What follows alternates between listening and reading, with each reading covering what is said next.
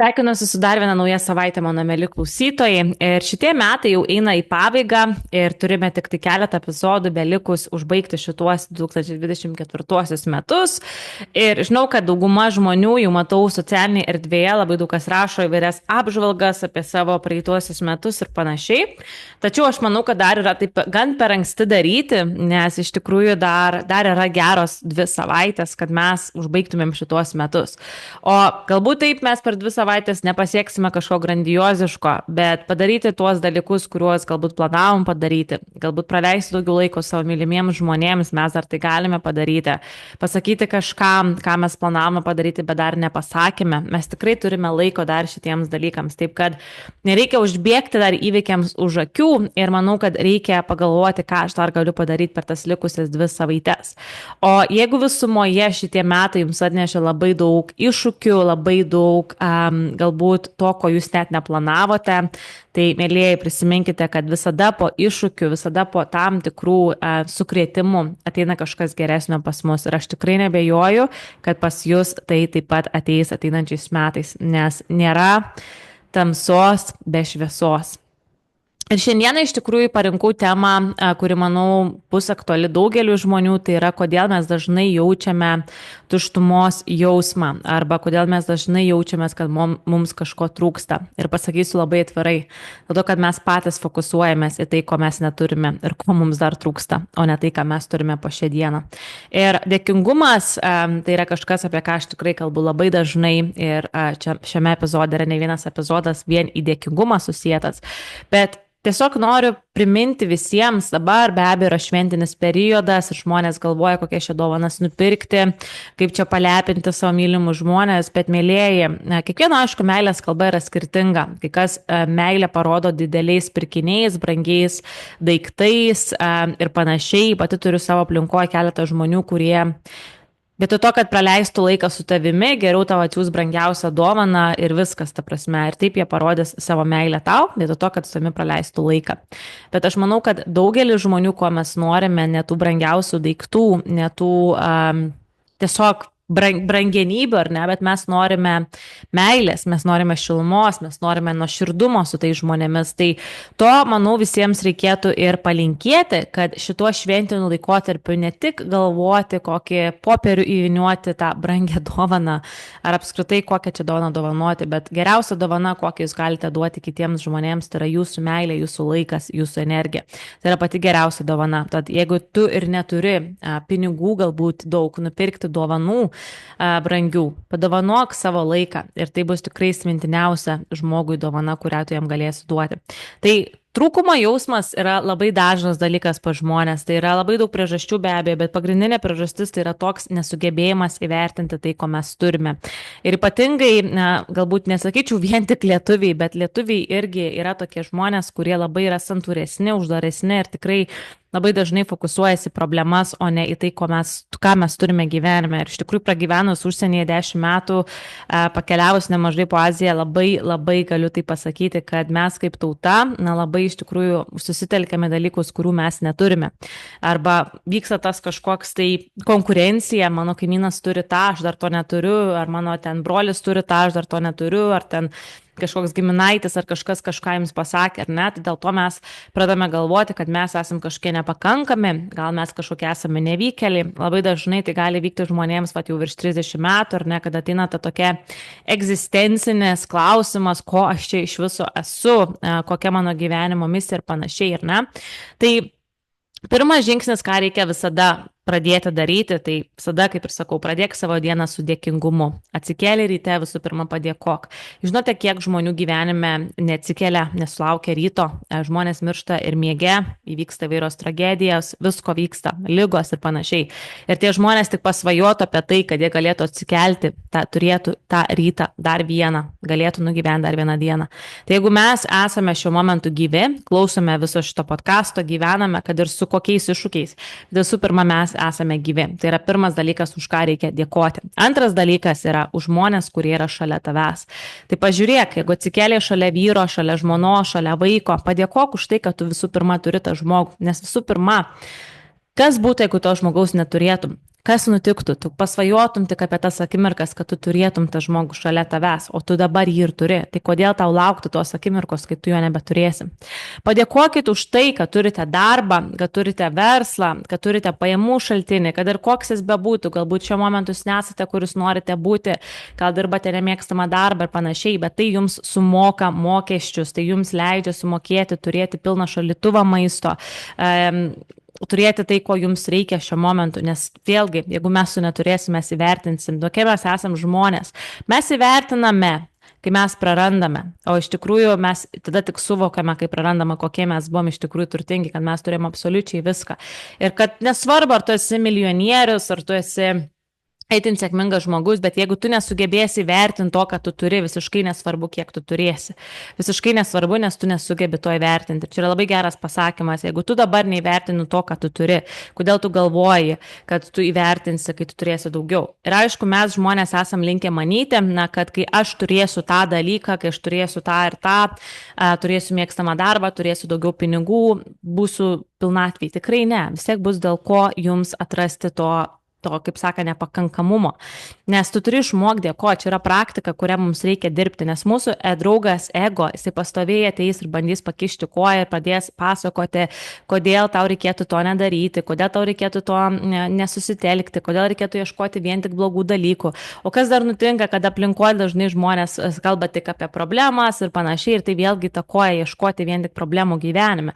Esmė yra tokia, kad problemos jos niekada nedings, suprantat, jos visada buvo ir bus. Ir ką aš, pavyzdžiui, labai išmokstu Azijoje būdama, kai matai žmonės, kurie tikrai turi labai nedaug savo gyvenime ir jie sugeba džiaugtis tuo gyvenimu. Va čia man yra, manau, galbūt, dėl ko aš taip, man patinka būti Azijoje, kad žmonės čia yra visai turintis, kaip čia mes atvažiuojame europiečiai ir ne, va, iš vakarų, tai čia mes ir kreditinės kortelės, ir geriausi rūbai, ir viską turim, ta prasme, ir vis tiek vaikštom nelaimingi kažkokie, kai čia žmonės, ta prasme, tiesiog turi tikrai nedaug, kas mačiuose nameliuose gyvena, kas gyvena su visom šeimom tenais kartu, gyvena mažiausiuose kambariuose, bet jie vis tiek šypsosi, dėkoja ir yra džiaugsmingi. Tai čia ir yra viso to galbūt suvokimas, ar iš tikrųjų, pinigai turtai daro mus laimingus. Aš manau, kad tai duoda daug laisvės, bet jeigu tu darai tai, kas tau nepatinka, kas iš to, kiek tu turi pinigų, tu vis tiek nebūsi laimingas. Jeigu tu esi pilnatvėje ir tu save realizuoji ir uždirbi pinigų daug ar mažai, taip tada tu būsi laimingas, bet jeigu ne, kas iš to, kiek tu uždirbi. Tikrai žinau pilna žmonių, kurie tikrai uždirba daug, bet jie savęs nerealizuoja, dirba nemėgstamus darbus. Tai kas iš to, kad ta energija ateina taip, bet jie tiesiog nesijaučia laimingi, jie jaučia tuštumos jausmą, ar ne? Bet žinau žmonių, kurie gal uždirba mažiau, bet jie dirba labai mėgstamus darbus ir jie jaučiasi, kad tai daro kažką, kas jiems kelia šypseną. Tai visų pirma, dėkojimas. Ir visų antra, paklausti savęs. Tai ar aš tai, ką aš darau, iš tikrųjų daro mane laimingu? Ar aš tai darau dėl to, kad darau, ar dėl to, kad tiesiog neturiu kito kelio ir panašiai. Ir jeigu jūs daro tai, kas jums nepatinka, žinote, kad tai nėra jūsų kelias, jūsų tai nerealizuoja, tai pagalvokit, ką aš galiu padaryti, kad iš to išeit. Aš, pavyzdžiui, dabar per šią savaitę turėjau keletą pokalbių su žmonėm, kurie sako, aš irgi noriu atvažiuoti į Tailandą, aš irgi noriu keliauti. Ir mano klausimas yra toks, ką tu darai, kad tu tai pasiektum.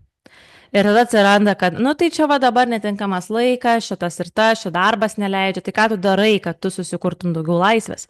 Ar tu tiesiog sakai savo, aš noriu, bet va dabar pas mane taip yra. Tai gerai, jeigu pas tavęs taip yra, tai ką tu darai, kad tai pakeistum? Nes jeigu tu nieko nedarai, kad tai pakeistum, tai čia yra delusional, kaip sakant. Jeigu tu kažko nori, bet tu nedarai kažko, kad pakeistum. Ir aišku, gali ten atsirasti labai ilgas sąrašas priežasčių, kodėl tu negali kažko pakeisti, taip toliau ir panašiai. Bet vėlgi, praeitą savaitę apie tai kalbėjau, čia yra limituojantis įsitikinimai. Ir aš galiu pasakyti jums labai atvirai, manęs čia nebūtų Azijoje 7 žiema, jeigu aš nebūčiau priėmusi tam tikrų didelių sprendimų, kad ar aš leidžiu darbui, kurio aš nemėgstu, reguliuoti mano gyvenimą, ar aš pati prisiimu atsakomybę už tai, kad aš galiu tą laisvą laiką, kuriuo aš kažkiek turiu investuoti kažkur, kas man leis susikurti laisvę per laiką. Čia buvo sprendimas atėjęs iš manęs, o ne iš aplinkos, o ne dėl to, kad kažkas man kažką atnešė ant lėkštutės ir panašiai. Pačiai viską reikėjo daryti, pačiai reikėjo mokytis, pačiai reikėjo lipti iš komforto zonos, pačiai reikėjo aukotis, grįžti iš darbo pavargęs, atkalbėjęs su 20 klientų per dieną apie ne atostogų atostogas, o apie iš tikrųjų problemas, finansinius dalykus ir tu iš tikrųjų esi tikrai išsunktas energetiškai, bet tu suvoki, kad jeigu tu nedarysi kažko vardant savo ateities, tai kas už save padarys. Tai įvertinkim visų pirma ten, kur mes esam ir jeigu mes nesam ten, kur mes dar norim būti, tai nereikia sėdėti po pagalvę, apsiverkus po kaldra, kad va, esu vargšelis ir panašiai, pažiūrėkite mane. Ne. Tiesiog nusiraminti, padėkoti už tai, ką tu turi, nes tikrai yra už ką dėkoti ir paklausti savęs, ką aš galiu kasdien daryti, kad aš priartėčiau savo tikslo link. Jeigu aš dirbu nemėgstamą darbą, tai galbūt laikas ieškotis mėgstamos veiklos, išbandyti naujas veiklas. Kaip tu žinosi, ar ta veikla tau, jeigu tu jos neišbandysi, tai bandyk kažką, eik iš komforto zonos, būk atviras pažintims, pažindinkis su žmonėmis. Labai pastebi iš tikrųjų social media, kadangi aš tai darau social media, dirbu su žmonėm, kad kartais parašai žmogui, kaip sakant, paprastą žinutę prisistatymo ir tie žmonės tiesiog vos ne ko tu čia rašai. Tai galiu pasakyti taip, yra žmonių, kurie nenori bendrauti, aš tai pilnai suvokiu ir čia nieko blogo dėl to nėra, bet aš sakysiu taip, jeigu jūs blokuojat save nuo žmonių, nuo naujų ryšių, kurie jums gali labai daug atverti, yra ne veltui pasakomas, kad tavo aplinkinių ratas yra iš tikrųjų tavo kaip ir pelnas, ar ne, tai iš tikrųjų, kuo tu turėsi platesnį network ir tikrai žmonių, kurie galbūt gyvenime realizuoja save ar panašiai, tuo tu iš tikrųjų pats galėsi susikurti daugiau laisvės ir atrasti tai, kas tau patinka, nes pažintis mus ir veda į galimybės. Tai jeigu tu nemesgi tų pažinčių, tai kaip tu galvoji, visą tai pas tave įsivystys.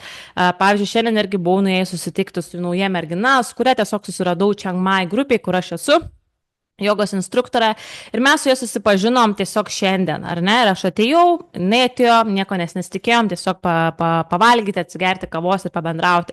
Ir galiu pasakyti, per tas porą valandų tikrai buvo labai smagu pabendrauti, susipažinti su dar vienu žmogumi, kuris yra jogos instruktorius ir dar, kaip sakant, praplėsti savo ryšį. O kur man tas ryšys nuves, aš nežinau, bet esmė yra tokia, kad gyvenime mums reikia plėsti pažintis, jeigu mes norime pritraukti jau galimybių. Jeigu tu bėgsi nuo žmonių ir tu nebūsi atviras pažintims, tai iš tikrųjų tau bus labai sunku, nes pažintis labai daug ką duoda, pažintis iš tikrųjų atveria tokias galimybės, kad pažiūrėkit, paskui būna tokios istorijos, su tuo susipažinau, tas žmogus mane supažinino su tuo žmogum, tas su tuo supažinino ir pažiūrėkit, aš dabar esu čia ir čia ir čia, vien dėl to, kad tu susipažinai su to vienu žmogum, ar ne?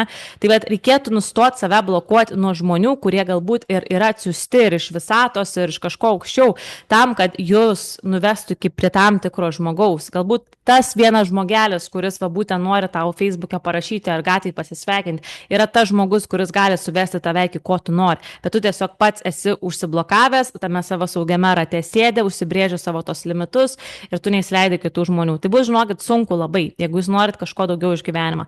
Tai yra dėl ko aš, pavyzdžiui, nuolatos atvykus į naują vietą, aš stengiuosi pažinti žmonėms, stengiuosi bendrauti kasdien tiek social media, tiek ieškoti naujų pažinčių toje vietoje, kur aš esu. Nes aš žinau, kiek tai yra svarbu. Man tai iš tikrųjų transformavo gyvenimą, pažintis man transformavo gyvenimą, nes tai, ką aš galėjau susikurti laisvę, tai atėjo su žmonėms, kuriuo aš gyvenime nepažinojau. Tai viskas buvo per social media, man visi buvo nepažįstami žmonės. Tai realiai tie nepažįstami žmonės, tos pažintis man padėjo susikurti laisvę. Tai suprantat, ant kiek tai yra stiprus dalykas, ant kiek yra svarbu bendrauti su žmonėmis ir nuolatos plėsti naujus ryšius. Nes tai gali nuvesti į didžiulės galimybės. Ta prasme. Tai tuštumos jausmas ateina iš to, kad mes nerealizuojame savęs, iš to, kad mes nesame dėkingi ir galbūt, kad mes norim kažką kitiems įrodyti. Tai paklauskit savęs, ar tai, ką aš darau kasdien, yra dėl to, kad aš nuoširdžiai noriu tai daryti, nes tai man kelia džiaugsmą, laimę, ar tai yra, kad aš noriu kažkam įrodyti. Nes labai dažnai dar pastebi ir būna žmonėms, kad aš darau tai, kad kažkam įrodyčiau, aš darau tai, kad tas žmogus galėtų pamatyti, kad aš esu to vertas ir panašiai. Bet iš tikrųjų reikia nustoti įrodinėti kitiems, daryti ne dėl ego, daryti dėl to, kad jūs patys to norit, kad tai jūsų yra, kaip sakant, jūsų alignment, ar ne? Tai va, tai tokie gali patarimai jums ir iš tikrųjų dar noriu tiesiog, galbūt kitą savaitę įsiplėsiu labiau, bet kadangi ateina nauji metai, tai iš tikrųjų mano tokia kaip ir rekomendacija pradėti galvoti apie 90 dienų planą. Kodėl 90 dienų planą? Todėl, kad per 90 dienų tu gali pasiekti labai didelius rezultatus, tiek sveikoje gyvensenoje, sporte, versle, saviugdoje. Ir iš tikrųjų tai yra labai toksai laiko tarpas, yra 12 savaičių, per kurias tikrai nereikia, tai ne metai, ne 2 metai, ne 3, ne 5, tai yra tiesiog 12 savaičių, ar ne? Ir per tas 12 savaičių galima susikurti tam tikrą momentum, kuris jūs atves prie tam tikrų rezultatų to srity, kurio jūs siekiate. Ir tai galim tikrai iš tikrųjų transformuoti gyvenimą. Esu darius ne vieną tokį 90 dienų planą tiek savo versle ir galiu pasakyti, kad tikrai labai daug dalykų pasikeičia. Ir žinau žmonių, kurie per 90 dienų planus iš tikrųjų transformavo savo gyvenimus kardinaliai. Finansiškai verslas nuo nulio iškilo 10 kartų, 20 kartų ir panašiai. Tai ką darai tas 90 dienų, tai tiesiog savo išsikeli, kokioj tu srity tai sieki ir ką tu darysi kiekvieną dieną 90 dienų. Tai reiškia, kad neturėti nei vieną dieną visiško nulio, ar ne? Tai gali būti, pavyzdžiui, jeigu jūs esate versle, kuriate verslą, tai kokius veiksmus jūs kasdien darysit, galbūt jūs kontaktuosite tiek ir tiek žmonių, galbūt jūs būsite social media aktyvus, kasdien įmesite post ar ne, ar panašiai. Galbūt jūs siekite tikslų sporte, sveiko gyvensinų, tai ką kasdien, kad jūs laikysitės mitybos plano, kad jūs kasdien judėsite, surinksite 10 000 žingsnių, išgersite 2 litrus vandens, ar sakysite alkoholio, ne, tai darysite 12 savaičių. Tai esmė tokia, kad susidaryti tikslų planą, ką aš darysiu, ir laikytis to 90 dienų. Tai dabar yra labai geras laikas, mes kaip vadiname tą pre-launch, ar ne, prieš 2025 metus, tai tokia kaip vadinama pasiruošimo fazė šiuo momentu, nes dabar be abejo šventės ir panašiai, tikrai galbūt nėra geras laikas tai pradėti, nors kiti žmonės jau ir pradėjo, nes kiti žmonės gal ten mažiau sureikšmina ar ne, ar panašiai. Ar tiesiog labai stipriai nori pakeisti savo gyvenimą.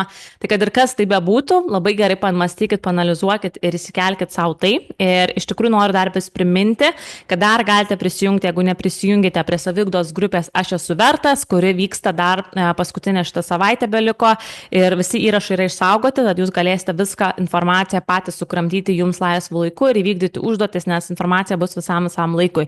Ir iš tikrųjų kitiems metams manau, kad turiu tokį tam tikrą projektą, kuriuo tikiuosi su jumis labai greit pasidalinti.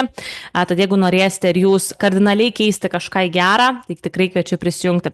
Ir mėlyje noriu priminti jums, jeigu jums rezonuoja šitas podcastas, pasidalinkite savo epizodais socialiniuose tinkluose ir užžymėkite mane. Galite mane rasti Instagrame Agnuela podcastas, TikTok'e Agnuela podcastas ir Facebook'e Agnė Der.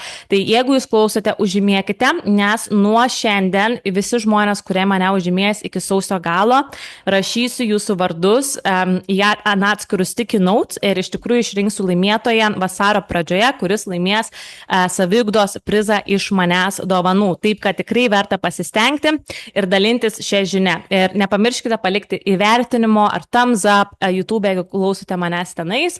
Ir ačiū Jums už atgalinį ryšį, nes tai veda mane toliau. Ir iki kitos savaitės.